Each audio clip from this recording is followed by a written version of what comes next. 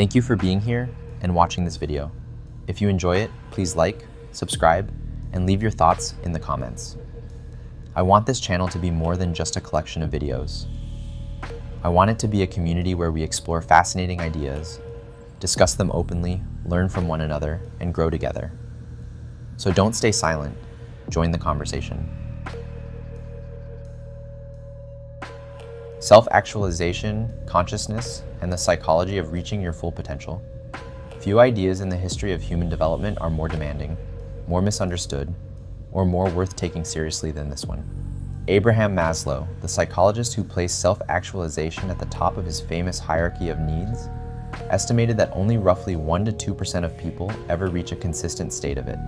Not because talent is rare, not because opportunity is scarce, but because what self-actualization actually requires, the confrontation with internal contradictions, the willingness to abandon comfortable but false identities, the tolerance for genuine uncertainty, is something that most people, given the choice, will consistently avoid.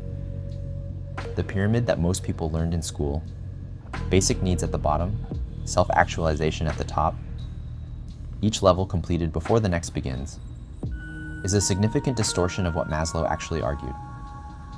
Toward the end of his career, he was explicit about this. Human growth is not linear. People do not neatly complete one level and graduate to the next. They oscillate, moving toward growth in favorable conditions, regressing under stress, returning to earlier concerns when security is threatened. Self-actualization is less a destination that, once reached, remains permanently accessible, and more a dynamic process of continuous alignment between who you are and what you are capable of. It is something you practice, not something you arrive at, a detail that is almost universally ignored in popular treatments of Maslow's work. He did not develop his theory by studying average or struggling people. He deliberately studied high-functioning individuals. Einstein, Eleanor Roosevelt, Abraham Lincoln, Aldous Huxley, and others he considered to be operating at the outer edge of human potential. His entire framework was built not on pathology, but on excellence, on the attempt to understand what human beings look like when they are functioning at their best, rather than cataloging what goes wrong when they are not. This made humanistic psychology something genuinely new, an attempt to reverse engineer optimal human functioning from the inside out, not to fix what was broken, but to understand what flourishing actually looks like when it is allowed to develop fully. What does it actually look like? The characteristics Maslow identified in self-actualized individuals are specific enough to be practically useful. They tend to exhibit genuine autonomy.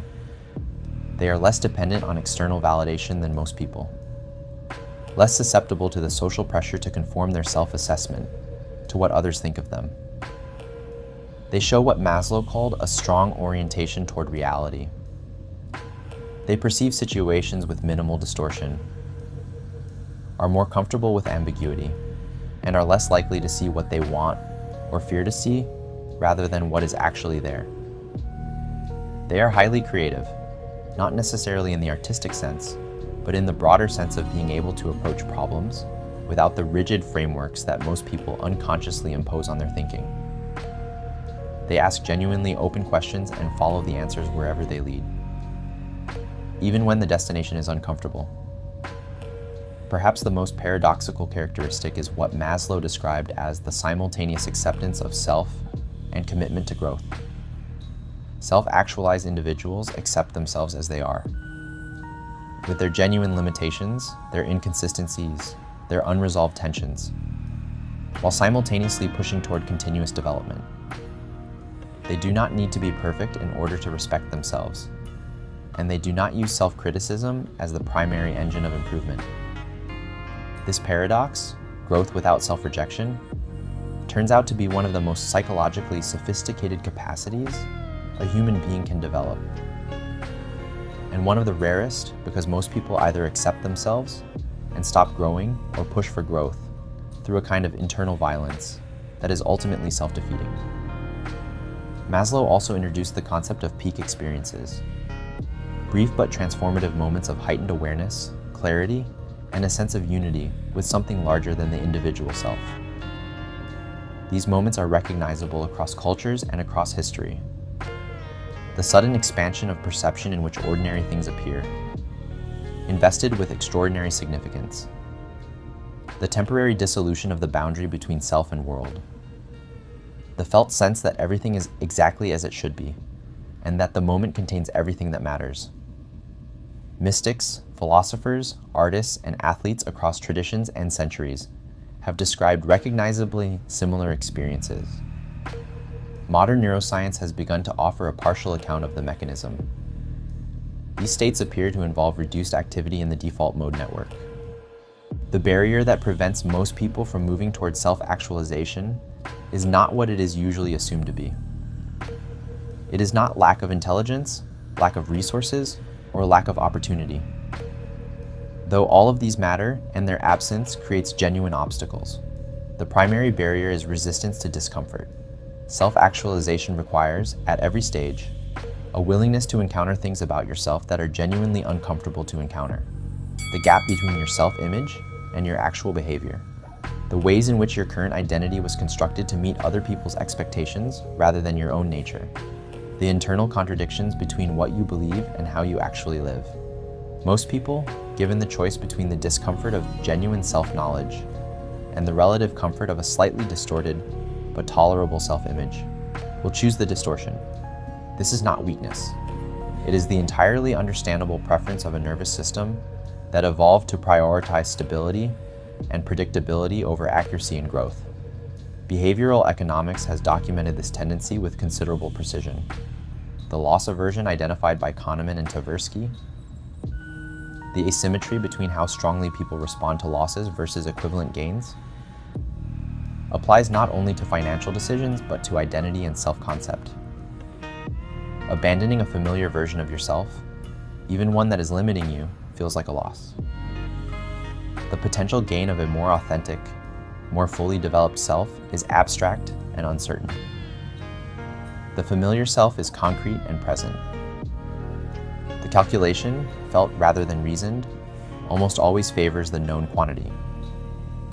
This is why most people circle the territory of genuine self-development for years. Reading the books, attending the workshops, having the insights, without making the behavioral changes that would actually constitute development. The insight is real, the action is deferred indefinitely. Self-actualization is also not inherently comfortable in its social dimension. This is a dimension that almost all popular treatments of the concept quietly ignore, because acknowledging it is not encouraging in the way that self-help content is supposed to be. Individuals who prioritize authenticity over conformity, who make decisions based on their genuine values rather than on social expectations, who refuse to perform versions of themselves calibrated for approval, will frequently be perceived as unconventional, difficult, or disruptive. The structures of ordinary social life, careers, institutions, families, communities, depend on predictable behavior, on people doing approximately what is expected of them, in approximately the way it is expected. Self-actualization, which requires deviation from whatever norms are currently preventing genuine development, creates friction, not always, and not uniformly, but structurally and reliably. The pursuit of authentic development is not a socially neutral activity. From a practical standpoint, and this is where the concept becomes most immediately useful, self-actualization is not achieved through reflection alone. It is operationalized through behavior, through the accumulation of specific decisions made consistently over time, in which internal values are chosen over external pressure. This does not mean dramatic gestures or wholesale life reinvention. It means the small, daily, often invisible choices to act in accordance with what you actually believe, rather than with what will be most easily approved. It means developing the capacity for genuine critical thinking, the willingness to examine your own assumptions with the same rigor you would apply to anyone else's. It means engaging in deliberate practice, the sustained, focused, uncomfortable work of developing actual competence in the areas that matter to you, rather than the comfortable accumulation of surface-level, familiarity with many things. It also means developing a specific relationship to failure, one in which failure is understood as information about what needs to improve, rather than as a verdict on what you fundamentally are. The person who redefines their identity around their failures, who becomes the person who failed at this, who is not someone who succeeds at that, has stopped learning from the experience and started being defined by it. The self-actualized individual, in Maslow's account, maintains a stable core identity that is not vulnerable to disruption by individual failures, because the identity is not built primarily on success. It is built on the ongoing commitment to honest engagement with one's own capabilities and limitations. The ultimate insight of self-actualization psychology is perhaps counterintuitive. It is less about becoming extraordinary, and more about removing the internal constraints that prevent what is naturally there from expressing itself. Thank you for watching all the way through. I really appreciate you being here.